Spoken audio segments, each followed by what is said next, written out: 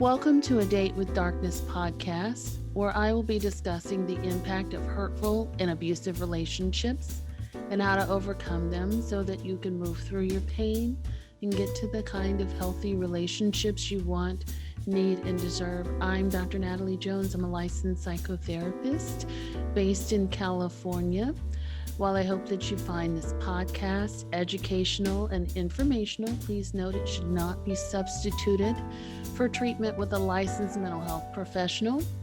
Also, due to the nature of the podcast, some of the information presented on the show can be sensitive to some of my listeners, so please note that listener discretion is advised. Hello, and welcome back to the podcast. This is one of those infamous re-records. I originally recorded this podcast yesterday via a third-party app where I went live and sort of interacted with listeners. However, when I went to download and do all the editing for the recording, it sounds like it was sort of glitchy. So I am re-recording this episode especially for you guys because I definitely wanted you guys to have the best version of this podcast possible. I guess I'm just a perfectionist in that way. But anyhow, just to, and the live is still up on Facebook. So you could still see it on my Facebook page, business page also. So if you want to catch it, you can. But I have to warn you, it doesn't look good. So I'll definitely be canceling that app. But anyhow, so one of the things that I wanted to talk about today is trust. What gets in the way of our ability to trust people, or why we feel, why we become afraid to trust other people. And I see this a lot. Not just with people that have been in abusive relationships, but people who've been hurt, by family, by friendships, by work relationships, and what have you.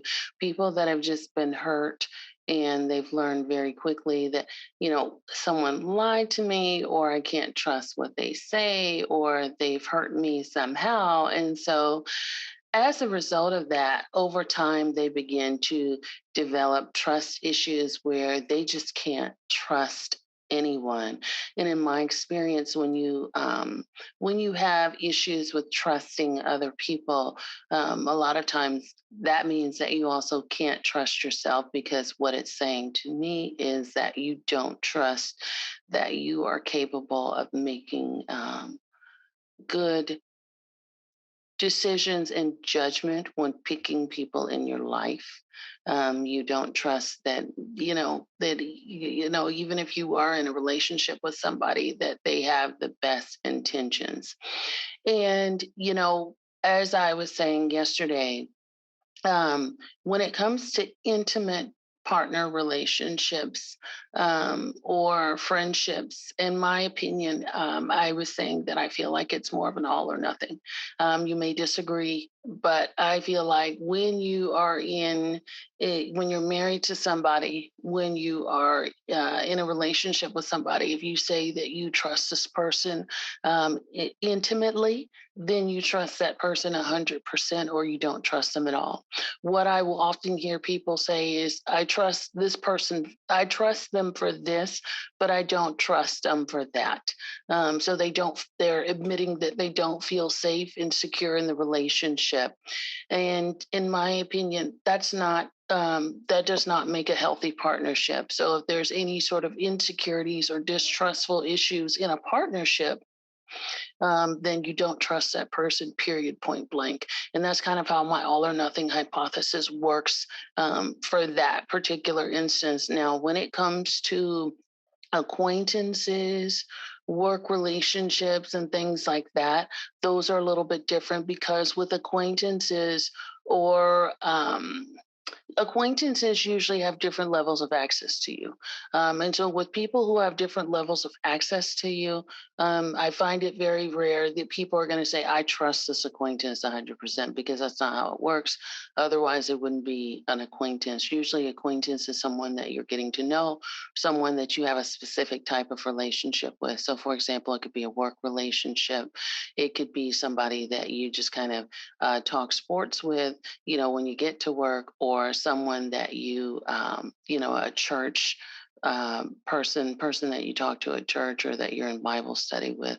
And so those would be people that are acquaintances that you have not developed a deep relationship with. And so with acquaintances, you could say, well, I know that this person is good for this, or this person's good for that. But you wouldn't trust your deepest, darkest secrets with them. So that's kind of where I'm coming from with that. Hope that that makes sense to you guys. And so when I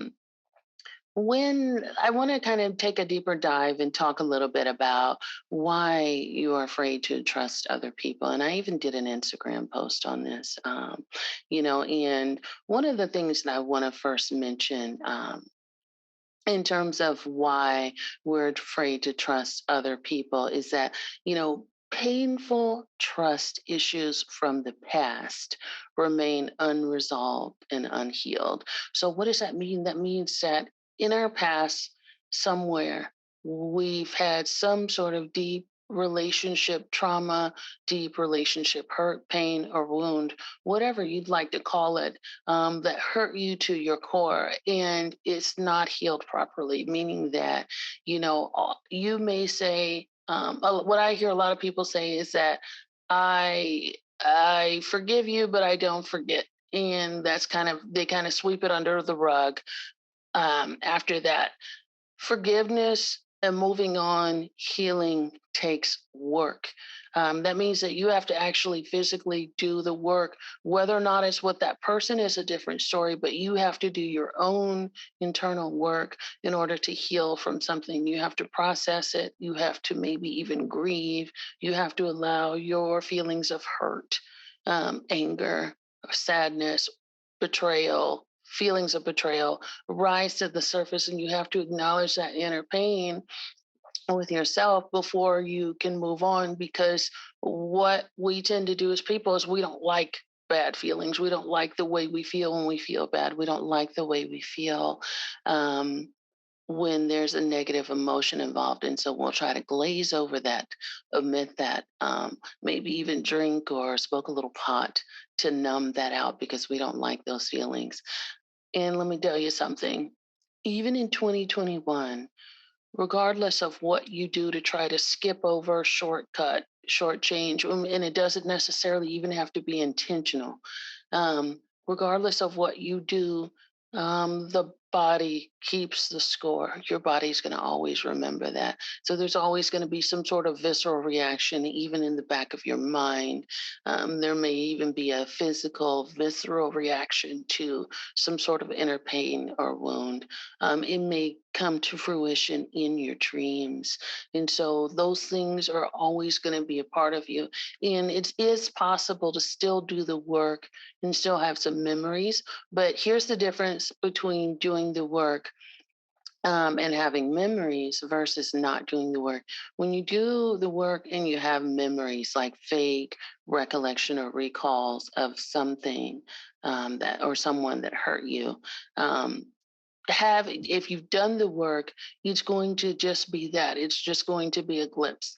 You will be able to talk about that without feeling triggered, or without feeling like having some sort of gut punch in the gut reaction or things like that. So you'll be able to talk about it, remember it, and think about it, and move on. It's not going to ruin your day. It's not going to set you back light years in time. It's not going to disconnect you. It's not going to make you lash out at other people. It's not going to make you have these generalized statements like, I can't trust people, or all men are this, or all all women are this. So it's not going to have that type of reaction. Whereas if you haven't done the work, that's exactly what's going to happen. Your pain will continue to show up and represent itself, recreate itself in different scenarios until you work through it. And that's just from my experience in working with clients and just life experiences as well. And it's kind of like you gotta deal with this stuff. Um, Number two is, if you have difficulty connecting with people in general, and this means that, if you have difficulty with talking with, striking up a conversation, developing relationships in general, you are going to have a distrust of others. So, just some examples of people that may have problems with connection, people that are on the autism spectrum. And again, I'm not making the statement, so I want to be very clear, I'm not making the statement that all people on the autism spectrum have difficulty connecting, but just from my work and working with people that are on the spectrum, part of that is part of the spectrum disorder is sometimes when people have trouble with connecting with others or reading, picking up, or understanding those social cues. So just FYI, there, I don't want a bunch of hate mail about that.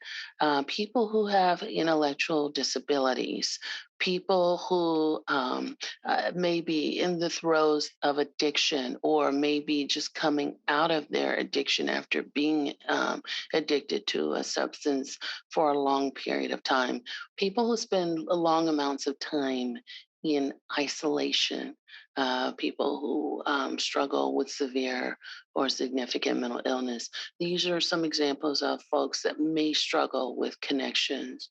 Um, and again, I'm not saying that all people with the issues that I've described have those problems, but just some examples of people who may struggle. And, or just people that just don't like people. You hear it all the time that, I don't like people, or I think there's like a Snoopy Charlie Brown and Snoopy meme. It's I can't go outside today. It's too peoply out there.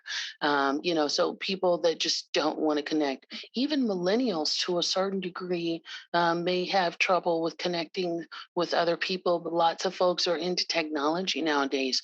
They're into their phone. They're into social media. They're into all these other things. And so we're kind of, society as a whole, I think, is moving further and further apart from the art of connecting.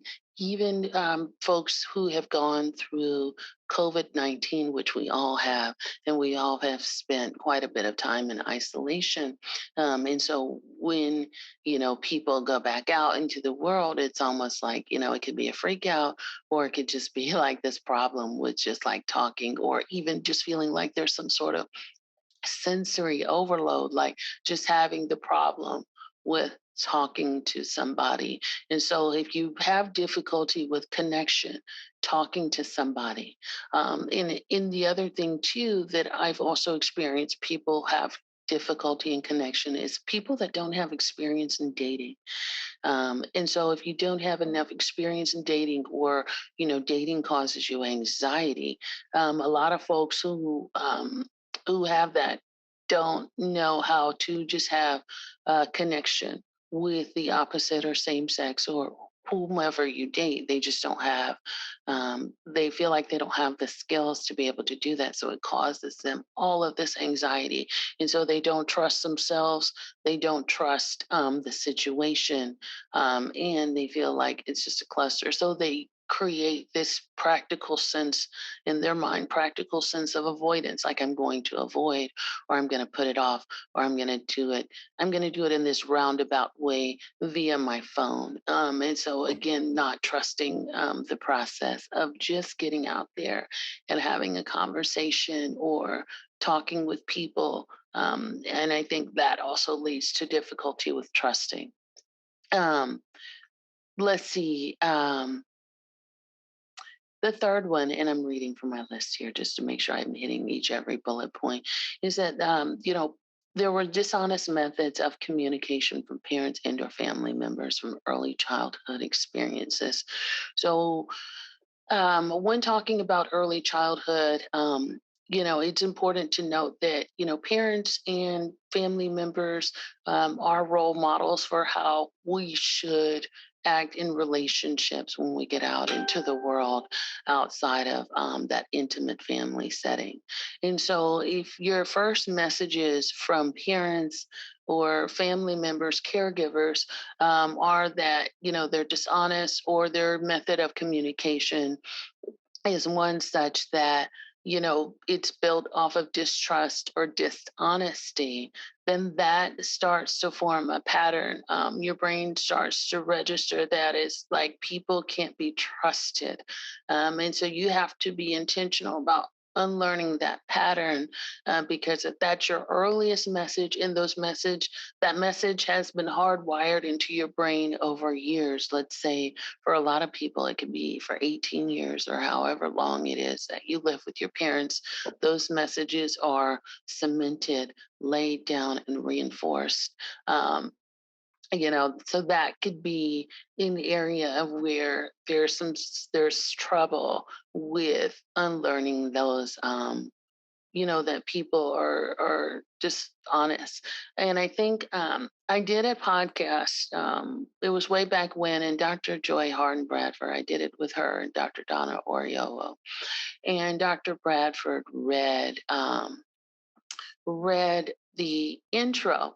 And the intro was an excerpt from one of my dissertation participants, in where she was kind of talking about sort of the psychological abuse that her mother had, uh, the psychological abuse that had taken place between she and her mother. And I'm trying to recall exactly how it went, but from what she was saying, the lady had been incarcerated a number of times, which I don't think that this was actually read on the podcast, but she had been incarcerated a number of times due for fraud and theft. And one of the things she talked about was the relationship between she and her mom, such that her mother, the only time her mother would come around is when she would steal for her mother. And so if her mother would kind of call her up, say, "Hey, I want this stuff. I want X, Y, and Z. Can you get it for me?" And she didn't care how she got it. She didn't care the risks that she took. But if she got this stuff, that was the only time that she was going to be able to see or communicate with her mother. If she didn't get it, her mother wanted nothing to do with her.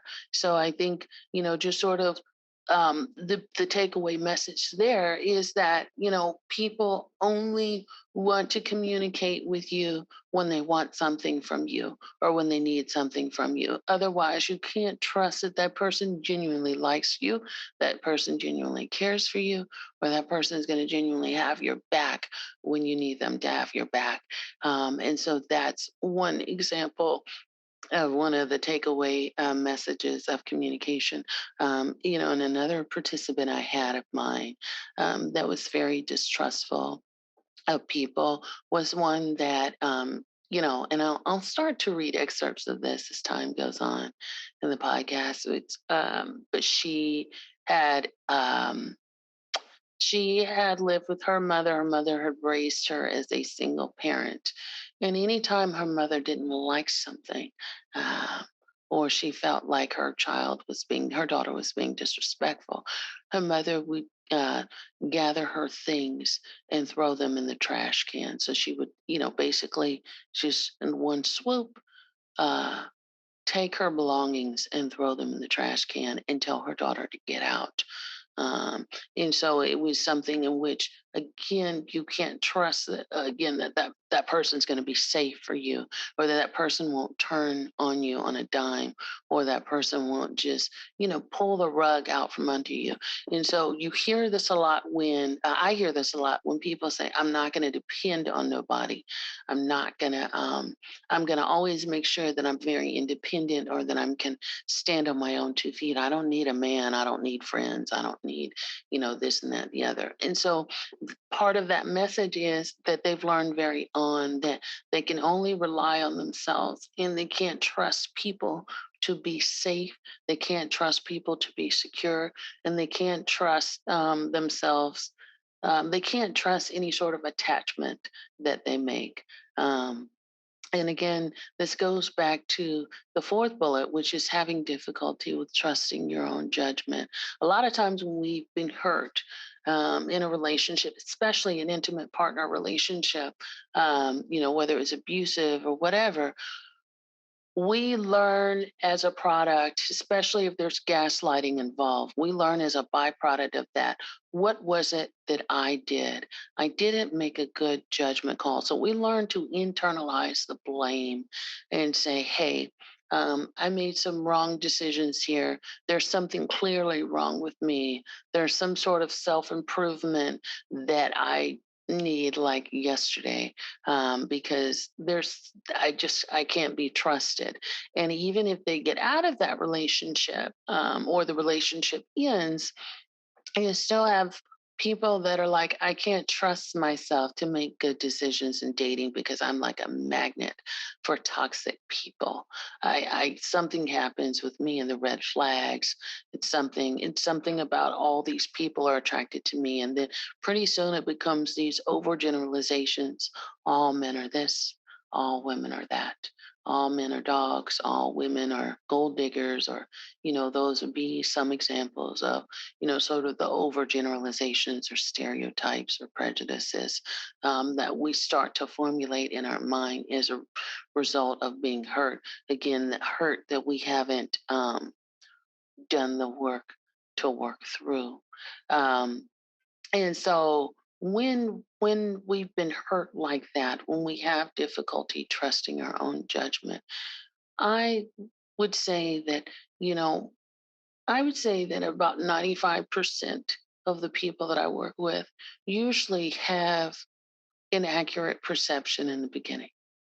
They usually have a gut feeling, or they may have a twinge in the back of their mind that says, something isn't right here, or something isn't adding up. But this person is very nice to me, or this person and I share a commonality, or something happens when you sort of overlook that twinge.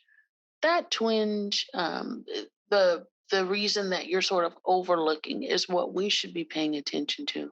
It's not that you have the inability to make that judgment. It's just that something happens in the interaction, which is what we call, some folks call trauma bond. Something happens in which your brain wiring switches and says, oh, okay, I'm going to discount what I previously thought, and I'm going to go back to sort of embracing this relationship. I'm going to welcome this person with open arms, because I'm want to invest emotionally in this person for whatever reason. So I'm going to blow past the premonition or the warning signs that I got earlier, and that could be because you feel like you want to connect with somebody. That could be because you want very much to believe that people are good, and that you are willing to sort of take the risk and second guess yourself because you don't like to believe the contrary bad things about other people. Or it could be that that person's telling you things that you want to hear. It could be that other people are telling you that, hey, you need to lighten up and give this person a chance. So it could be a variety of reasons, and that's the thing that we should pay attention to. Not necessarily that you have an inability to trust. Again, this is not always the case, but I find that it's very common that this is indeed the case in the folks that I work with. Fifthly, what I will say is that your inner critic or inner dialogue causes you to view people negatively. You there's people out there in the world that just have this like negative personality. They could be sweet as a button on the inside, but again, there's something about them. They're kind of always sort of fussing, or they're kind of always just sort of saying something that's very sarcastic, crass, and negative. If you have a negative perception of the world, or people, that's going to definitely skew feeling like you can trust people, because everyone is always going to have something wrong with them. Therefore, you can never really truly invest in themselves. And so, if you have an inner critic or an inner dialogue, that's something that's kind of constantly running through your mind. There's something wrong with each and every person and situation that you encounter. So you can never really fully trust in it 100%. Six, if you have an anxious attachment style, these are folks that attachment style, again, is built up over time. It starts from early birth to early childhood is usually when attachment styles formulate. And an anxious attachment style means that a person cannot trust their situation. So they're going to be hyper vigilant when their partner is gone for long periods of time, if their partner doesn't respond to texts, if their partner behavior changes suddenly, or if they may find themselves needing constant validation of that person's love or um, bond with them. They need that affirmation, they need that validation, and they constantly need to be reassured that, hey, you love me. We're in this together. You're not going to leave. And so there's always kind of like that fear. It's fear based dating, it's fear based friendships, it's fear based partnerships. Everything is based on the premise of fear, and that they're worried that the person may go and not necessarily come back. So that is one of the that's some of the symptomology of anxious attachment.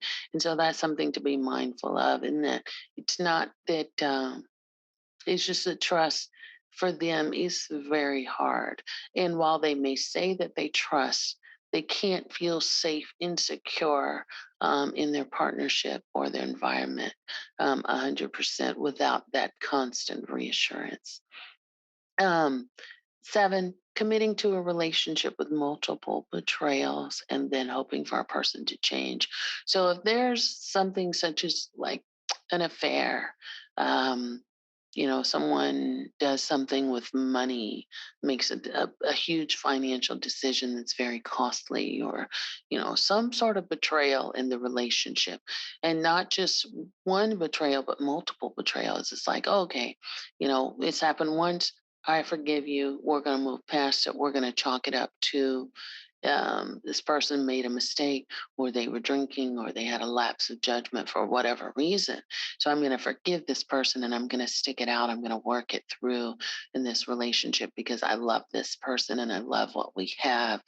Or we have something secure, like we have a home together, we have children together, and I'm more invested in that than I am in walking away from the relationship or other avenues as well. Big, and what I found in this is that difficulty with trust is inherently going to build up, right? Because this person is um, committing the same mistake over and over again. And then there's like this saying, do it once, shame on you, do it twice. Excuse me, do it once, shame on them, and do it twice, shame on you. And so there's like this inherent uh, societal standard that if you're betrayed twice, then you're like stupid or you're incompetent for even allowing that mistake to happen. And again, I go back to the notion that we want to see people do well. And people who usually stay in a relationship after multiple betrayals, besides the investment in the outcome, like children, housing, or financial, or whatever your case may be, each person is different. Besides that, we're invested in the potential of the relationship, but we also want to believe that people are inherently good. There could also be other factors that go into that, such as the way that we feel about ourselves, meaning that we feel like we're older now. This is the best we're going to get. Or we just don't trust that life is going to take care of us or work out a better option for us. And so those can be some of the reasons that we stay in a relationship with multiple betrayals and hoping for them to change because we are so invested in that potential outcome, that we're willing to sort of overlook it. But meanwhile, we're sort of mentally suffering in the back of our mind because that doesn't go away, especially if you've sort of stuck it out with that person with multiple betrayals and you just kind of got back together, or there was no real sort of discussion of the problem or communication around the boundaries or communications about expectations going forward. You're just sort of trying to jump back into things and carry on its normal business. That's where um, that's where things get really faulty because you have to be working on the here and the now as opposed to hoping that things will change naturally in its course without doing the work. So doing the work there, or and also part of the work, just not just as a couple or as a relationship, but also individually. It means that you may need to take a step back and truly reflect on yourself and what's going on here, and whether or not this is a betrayal that you're fully able to recover from, willing to heal from, and if you know it in how far, if in whether or not this person is in alignment with your values and beliefs anymore, because that's also something that tends to happen. We stop we stop considering ourselves because we're so invested in trying to make it work and get back in there. I almost feel like it's like a game of double dutch. You want to get back in there and continue jumping rope as soon as possible. But anyhow, I say that to say that you need to take a step back and see if this person's in alignment with your worldview of people in general, who you want to surround yourself with, the types of relationships you want to have. And so that's something that needs to be evaluated as well. And lastly, there are some folks that enter in relationships and expect people to have the same level of integrity and honesty without clearly expressing your expectations. Okay, so trust, truthfulness, lies are going to look different to everyone, and people have different standards of what that is. And so I think, a lot of folks kind of enter into a relationship feeling like folks are going to read their mind and automatically understand the difference between a truth and a lie and what trust building is. Some people in a relationship and they trust right away because this person looks good and this person is telling them everything that they want to hear. And I think it's important to remember that trust is earned. It should not be given away. Trust is earned, and the way that trust is earned is that that person has to show you their character, and that has to build up over time. So that's kind of where folks get into trouble because they allow people to have so much access to them right from the very start, and they start investing a lot emotionally right from the very start, all without truly knowing who a person is. Then there's the other piece without, knowing, what the person's values are around honesty and truthfulness is. So let me give you an example. There's some people out there that believe that if you don't tell someone something, you didn't lie to them, you just didn't tell them something. Then there's some people that believes that if you omit information, that is lying by omission of information. You see how that like small little nuance can be a very big issue to some people. But again, some people have different values and standards around that. So it's important to definitely iron that out right from the very beginning, or just iron it out before you even get into it with sort of sharing things with people. There's people that feel like they need to know everything. And so if you don't tell them everything, then you're a liar. and that again goes back to their own safety and security. So just sort of getting to know people and understanding, again, what their values are around these sort of things, what their beliefs are, what their practices are, if they sort of practice what they preach, not what they tell you, but what their actual actions say about these values.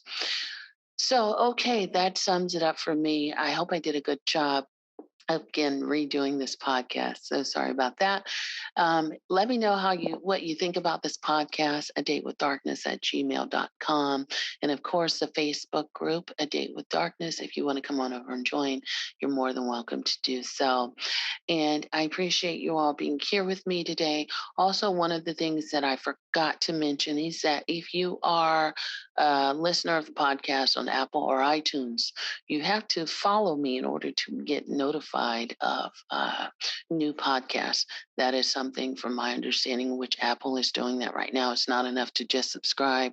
You actually have to follow to see the new episodes now. All right. So thank you guys so much. I appreciate your time. You guys take care and stay safe out there. Put on your mask. Social distance. COVID is not over. And take care of yourself. Until next time, you guys be well.